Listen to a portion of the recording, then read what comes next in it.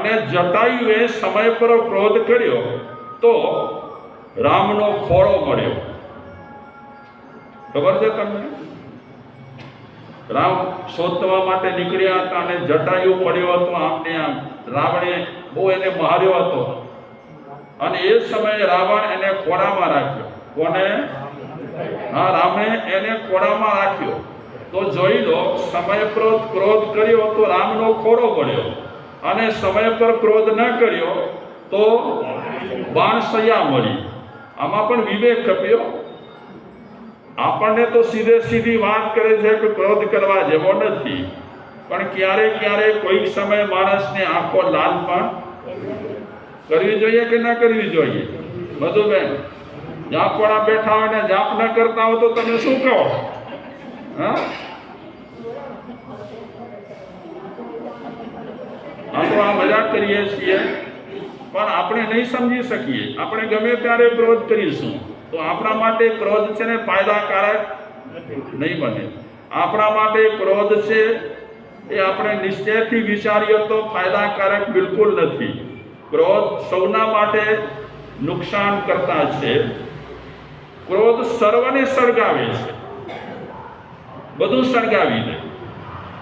આપણી લોહીને સળગાવે, આપણી લોહીને મારે, આપણા સદગુણો રહેલા હોય એને પણ ખલાસ કરી નાખે. એટલે એમ કહેવાય છે કે સાગરમાં વરવાનળ હોય, વરવાનળ અગ્નિ. એ સાગર શું કરે છે? એ વરવાનળ અગ્નિ શું કરે? વરવાનળ અગ્નિને કારણે સાગરનું જે પાણી હોય એ વરવાનળ અગ્નિ ભરખી જાય. આ ભરતી ઓટની જે સિસ્ટમ રહેલી છે એ આમ તો પ્રાકૃતિક છે, એનું કોઈ સંચાલન કરતા નથી, પણ એમ ઘણા કહે છે કે સાગરમાં વરવાનળ અગ્નિ છે એ પાણી ભરખી જાય છે. સાગરમાં વરવાનળ અગ્નિ અને સંસારમાં વિશ્વાનળ ક્રોધ. વિશ્વાનળ એટલે અનલ એટલે અગ્નિ. વિશ્વને બાળી નાખે, સંસારને બાળી નાખે એવું જો અગ્નિ હોય તો કયો અગ્નિ છે? સાગરના પાણીને ભરખી જાય છે વરવાનળ અગ્નિ, અને સંસારને સળગાવી નાખે છે કયો અગ્નિ? ક્રોધ રૂપી અગ્નિ. પારિવારિક જીવન જે વેરવિખેર થાય છે આજે કે પહેલા, એ પારિવારિક જીવન વેરવિખેર થાય છે એનું મોટું કારણ શું છે? ક્રોધ છે. આજે એમ કહેવાય છે ટોલરન્સ પાવર ઘટ્યો છે કે વધ્યો છે? Tolerance power. ટેલેન્ટ, માણસમાં ટેલેન્ટ બહુ વધ્યું છે. આજના છોકરાઓ એટલા હોશિયાર ના હોય અને ભણવામાં પણ એવા એકદમ સરસ મજાના હોય, 99 અને 100% લઈ આવતા હોય, એટલે ટેલેન્ટ પાવર એમનામાં બહુ હોય. પણ આજના સમયમાં ટોલરન્સ પાવર ઘટી ગયો છે. ટોલરન્સ પાવર એટલે શું? સહન શક્તિ. અને આજે સહન શક્તિ ઘટી ગઈ હોવાને કારણે ઘરો વિખરાઈ રહ્યા છે, પરિવારો વિખરાઈ રહ્યા છે. તાજા લગ્ન થયા હોય એ લગ્ન પણ શું થઈ રહ્યા છે? લગ્ન વિચ્છેદ થઈ રહ્યા છે. આ લગ્ન વિચ્છેદ થઈ રહ્યા છે એનું પણ એક મોટું કારણ એનું હોય તો આ ગુસ્સો હોઈ શકે. બાકી બીજા પણ ઘણા કારણ હોય છે. સંસાર છે એમાં તો કઈ ગડબડલો ચાલતી હોય. જ્યારે કોઈ પણ વ્યક્તિ ક્રોધ કરતો હોય છે ત્યારે એની અસર એને તો થાય છે, પણ પરિવારને પણ થાય છે. અને પરિવારની સાથે સાથે પરિવારમાં સંતાનોને પણ, વડીલ વ્યક્તિ ક્રોધ કરે તો સંતાનોને પણ એની અસર થાય છે. એટલે જેના ઘરમાં સંતાનો હોય એ વડીલને તો ક્રોધ કરતા પહેલા 17 વખત વિચાર કરવાનું. આપણને ખબર ન પડે પણ આ નાના બચ્ચા છે ને એના મન પર બહુ જ જોરદાર અસર થાય છે. એટલે વિચારકો એમ પણ કહે છે કે પતિ પત્નીએ પોતાના સંતાનોની વચ્ચે ક્યારે પણ ઝઘડા ન કરવા જોઈએ. અગર પતિ પત્ની સંતાનોની સામે ઝઘડા કરે તો એ ઝઘડાની અસર બચ્ચાઓ પર પડતી હોય છે. આજે પરિવારમાં, સમાજમાં, સંઘમાં ક્રોધને કારણે ખૂબ જ નુકસાની થઈ રહી છે. સંઘો તૂટી રહ્યા છે, સમાજ તૂટી રહ્યો છે, પરિવાર પણ તૂટી રહ્યો છે. શેના કારણે? ક્રોધને કારણે. એટલે ક્રોધ આમ જોવા જઈએ તો નિરર્થક છે. કામનું છે કે નહીં? ક્રોધ નથી. તો આપણે, તમને યાદ હોય તો 2 દિવસ પહેલા બીનુ ભટનાગરની વાત કરી હતી. જો કે વાત મેં અધૂરી મૂકી હતી. આજે મને એમ લાગ્યું કે વાતને પૂરી કરી લઉં. બીનુ ભટનાગર શું કહી રહી છે ક્રોધ માટે? કે ફટ જાય તો જ્વાળામુખી. ફરી એક વખત રિપીટ કરું છું. ફટ જાય તો જ્વાળાमुखी, दब जाए तो भूकंप, गल जाए तो बर्तन जिसमें उसे रख दो तेजाब की तरह. क्रोध इतना हो कि वो जोश दिला दे, क्रोध इतना हो कि न होश उड़ा दे. जो प्रेरणा बन जाए उतना क्रोध ही भला. क्रोध प्रेरणा बनी जाए. कोनी बात करी હતી આપણે કે ક્રોધ એના માટે પ્રેરણા બન્યો હતો? કોની વાત કરેલી આપણે? અચંકારી ભટ્ટા. કોની વાત કરી હતી? યાદ છે કે નહીં?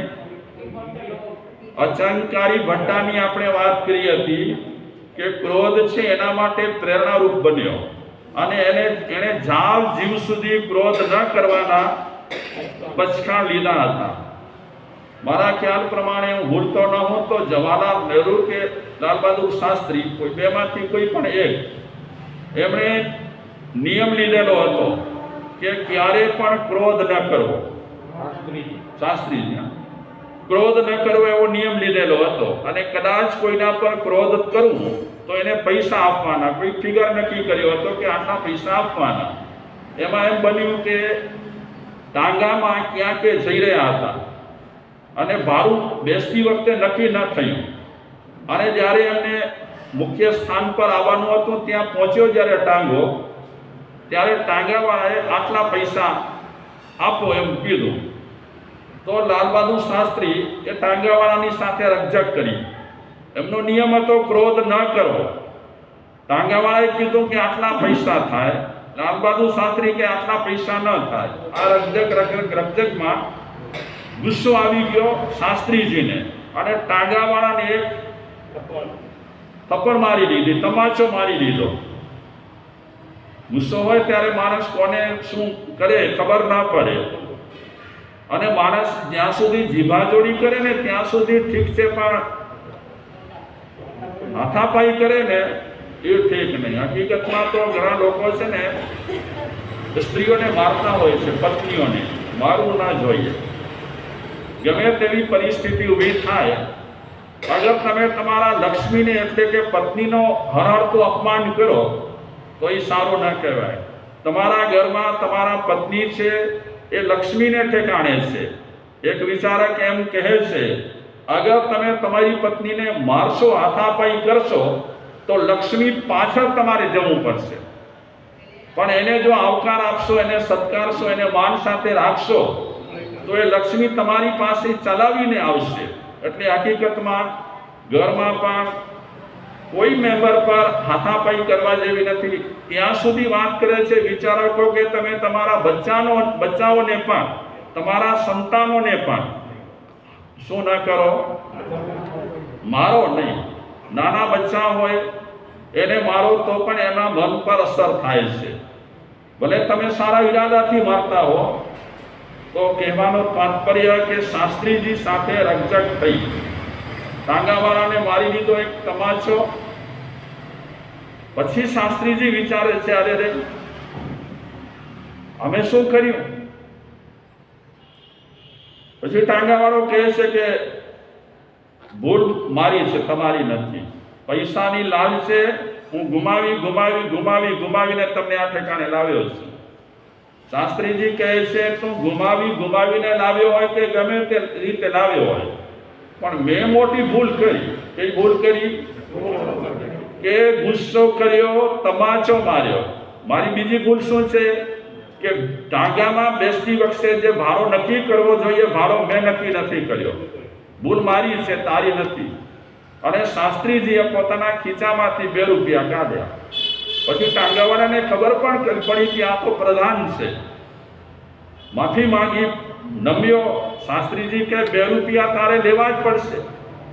8 આના તને ટાંગાનો ભાડો આપું છું, અને બાકીના જે રૂપિયા છે એ મેં નક્કી કર્યું છે કે ક્યારે પણ ભૂલે છે કે ક્રોધ થઈ જાય તો પ્રાયશ્ચિત રૂપે આટલા રૂપિયા જેના પર ક્રોધ કર્યો હોય તેને આપી દેવાના.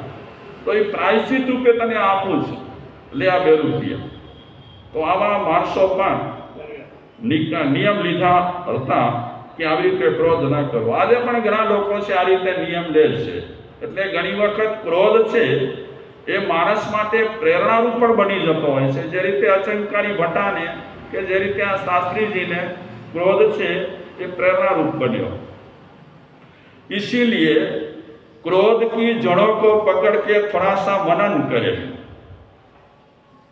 मानस मात्र ने गुस्सो आवे तो गुस्सानी जे जड़ છે, જड़ मतलब કે મૂળ છે કે ગુસ્સો શેના કારણે આવ્યો છે, કેમ મને ગુસ્સો વારે ઘડીએ આવે છે, ગુસ્સાનું શું કારણ છે, એનું મનન કરવાનું. मन की गांठों को सुलझाना ही भला. તમે જો આપણે જો ગુસ્સો કરતા રહીશું તો ગાંઠો આપણી, ગઈકાલે આપણે વાત કરી હતી ને અમેરિકાની રેડિકલ ઓર્ગેનિવર્સ, મને બોલતા ના આવડે પણ એ વાત કરી હતી. તો એ લોકો ગાંઠો છોડવાની કોશિશ કરી રહ્યા છે ક્રોધને કારણે, વેર ઝેરને કારણે. આમ હકીકતમાં જોવા જઈએ તો જેને ક્રોધ આવે છે ને એ પેશન્ટ છે. એક વિચારક એમ કહે છે કે ક્રોધ છે એ બીમારી નથી, પણ એ ક્રોધ છે બીમારીનું લક્ષણ છે. તો એના મૂળને તપાસો કે એ ક્રોધ શેના કારણે પેદા થયો, શેનાથી ક્રોધ પેદા થયો, ક્રોધ થવાનું કારણ શું. બીમારી નથી, બીમારીનું લક્ષણ છે. તો લક્ષણના મૂળ તરફ તમે જાઓ. તો એ રીતે વિદેશમાં આવી ક્લિનિકો તૈયાર થઈ છે ને ટ્રીટમેન્ટ કરાવે છે લોકો. બોલો, ગાંઠો બાંધવાની નહીં પણ ગાંઠો છોડવાની. मन की गांठों को सुलझाना ही भला. क्रोध आ जाए कभी, क्रोध आ जाए कभी जो लंबी सांस लेकर શું કરવાનું. ક્રોધ આવે ત્યારે લાંબા શ્વાસ લેવાના. બધું બેન, ક્રોધ આવે ત્યારે લાંબા શ્વાસ લેવાના. કેવા લાંબા શ્વાસ? ઊંડા શ્વાસ લેવાના, છોડવાના, લેવાના, છોડવાના. હવે શું ફાયદો થાય? જ્યારે ક્રોધ આવ્યો છે આપણને અને સામેની વ્યક્તિ સાથે આપણને કંઈક બોલવું છે ત્યારે શ્વાસ ઊંડા લો, છોડો, શ્વાસ ઊંડા લો, છોડો. અરે જાપ કરે કે ના કરે, આપણે શું કામ આપણું બગાડીએ? હા, ધ્યાન રાખવાનું ને. હા, જો ઘણા લોકો છે ને બિચારા આવે ગમે તે કારણસર, હવે એમને ઇન્ટરેસ્ટ ન હોય જાપમાં, છતાં પણ ચલાવી કરીને આવે તો છે. ભલે બોલે ન બોલે, વાતો કરે, જોખા ખાય, પણ અહીંયા સુધી પગલા તો ભર્યા, બેઠા હતા ખરા જાપમાં, બીજું કાંઈ નહીં, બોલતા નથી તો કાનમાં તો પડે છે. આપણને કંઈક સારું વિચારવાનું, પોઝિટિવ. બાકી તો બીજાને કહેનારા આપણે કોણ? હા, તો જ્યારે ક્રોધ ચડે, ક્રોધ આવે ત્યારે વ્યક્તિએ શું કરવાનું? ઊંડા શ્વાસ લેવાના, છોડવાના. બીજી વાત કરે છે બીનું ભટનાગર કે જ્યારે ક્રોધ આવે ત્યારે પાણી પી લો. સામયિકમાં તો ન પીવાય, તો એ પ્રતિબંધ છે. આ તો આપણે જનરલી વાત કરીએ છીએ. તમે 24 કલાક થોડા સામયિકમાં રહેતા હશો. હા, સામયિક પૂરું થયું અને પછી નક્કી કર્યું કે આજે તો કંકુ સાથે હું ઝઘડો કરીશ જ. હા, સામયિક પૂરું આટો પી લીધું તમે અને પછી ઝઘડો કરવાની શરૂઆત કરો એનાથી પહેલા અંદર જઈ અને પાણીનો એક ઘૂંટ ભરી લો, થોડી વાર સુધી મોઢામાં રાખો, પછી ગળી જાઓ. ત્યાં સુધીમાં ટાઈમ, ક્રોધ કરવાનો જે ટાઈમ હોય ને એ ટાઈમ વહી જાય. लंबी सांस लेकर पानी पी लो, 10 तक मन में गिनो, 10 तक मन में गिनो. જ્યારે કોઈના પર ક્રોધ કરવો જ છે, શરૂઆત થઈ રહી છે, આવી ગયો જ છે અહીંયા સુધી, હવે શબ્દ રૂપે મારે ક્રોધને પ્રગટ કરવો છે, એનાથી પહેલા કેટલા ગણવાના? 1 2 3 4 5 6 7 8 9 ને 10 ના ત્યાં સુધીમાં અમુક સમય હોય, એ સમય વહી જાય. આને કાલક્ષેપ કહેવાય. ઘણી ચીજોમાં કાલક્ષેપ કરવાનો હોય. આપણે કહીએ ને ઘણી વખત હમણાં નહીં પછી, હમણાં નહીં પછી. ઘણા લોકો કહે કે ફંડ લખાવો, તો શું કહે? કાલક્ષેપ કરે.